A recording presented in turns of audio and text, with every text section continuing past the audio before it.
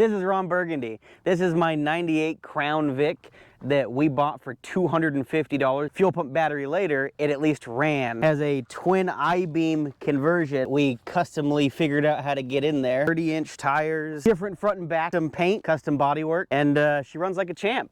How many cylinders does it run on? And I got a pretty steady misfire, that usually 8 because American muscle, but all of my injectors are zip tied on.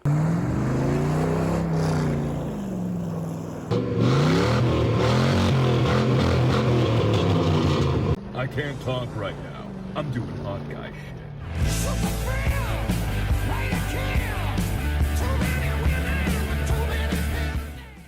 So the rear lift here, we got by using the Lifta brand 3-inch cup. Overall, it worked pretty well. I was able to run the factory shock until they exploded, to which I then upgraded to some slightly adjustable shocks that came off of a Tacoma. As far as the body lift goes, we used hockey pucks to do a around 2-inch body lift that most of them have lasted this long. And then I also had the accompanying cup lift in the front as well.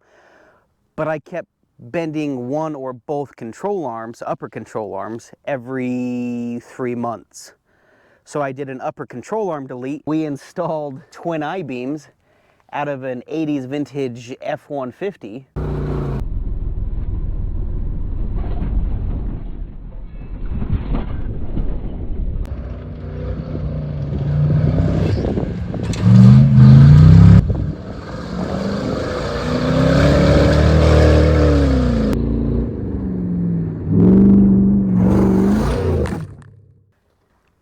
This is a Facebook Marketplace bumper that we cut up to make fit the Vic with some fancy Amazon headlights that were not purchased as amber, but have earned some amber coloring. This is a roof rack off of a Jeep that we also cut and welded up to fit the top of this.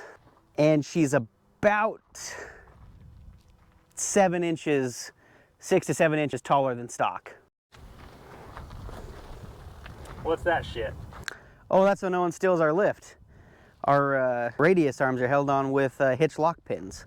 We wouldn't want anyone to walk off with this. I've also got upper and lower chase lights that I can turn on independent from each other. On our first Gambler, I kept rubbing every time this bumped. So we cut a couple times, a little bit higher, but I was still touching.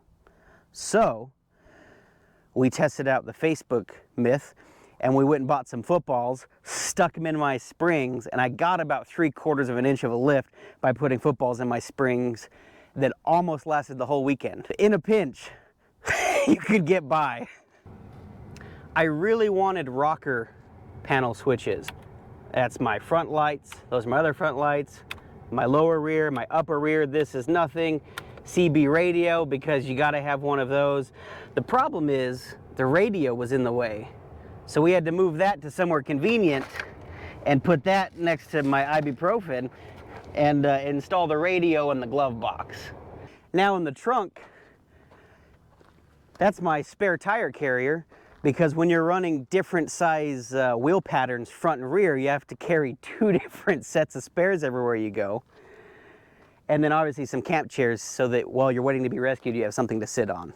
And some turbos for a possible later project. Now when it comes to converting anything, let alone a Crown Vic, to twin I-beams, this was a giant headache that was severely worth it.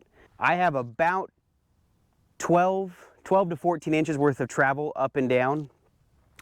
My turning radius is massively improved from what I could do before to after. It rides so much smoother than it used to, because my old suspension setup with the cups had my suspension so tight there was no give. I was riding basically, or driving what felt like welded front end. So I felt every bump everywhere I went to this. Riding in this, whether I'm doing 60 mph on dirt roads, feels just as good as doing 70 on a highway. We had to fabricate everything you can see here, minus a couple of these mounts that we were able to purchase. We stole the steering box, the tie rods off of the donor truck. Springs came out of a lifted Ranger. We've got some remote reservoir Bilsteins and a little bit of artwork to complete this thing. And let's not forget, re-geared and welded diff.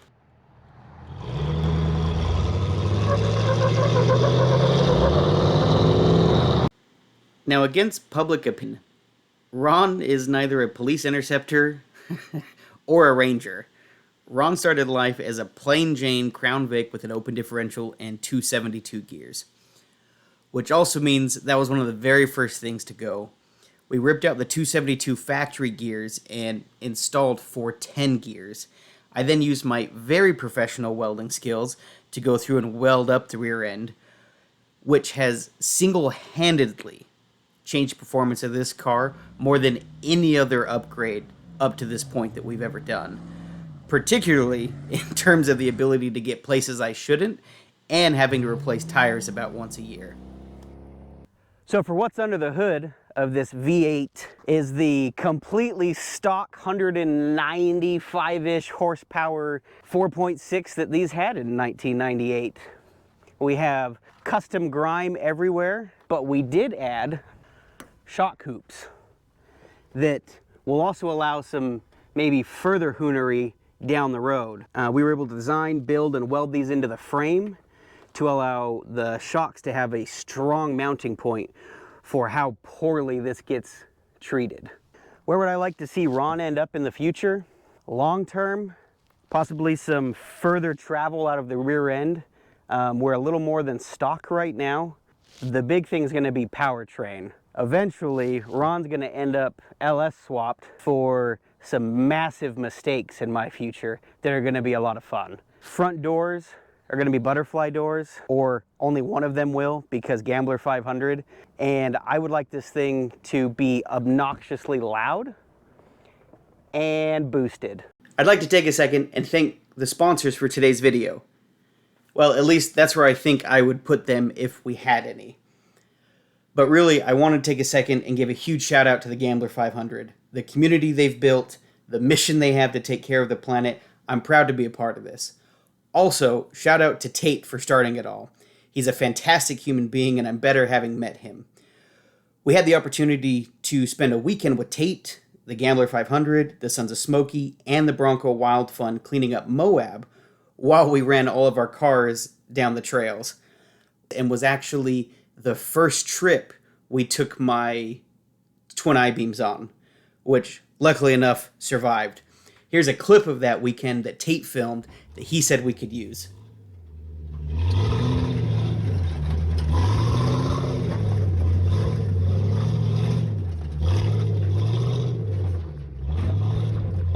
First one to push free wells on the banner. Girls see me And now back to our regularly scheduled programming.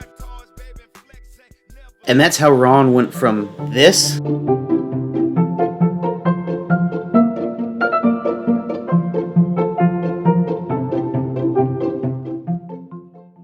to this.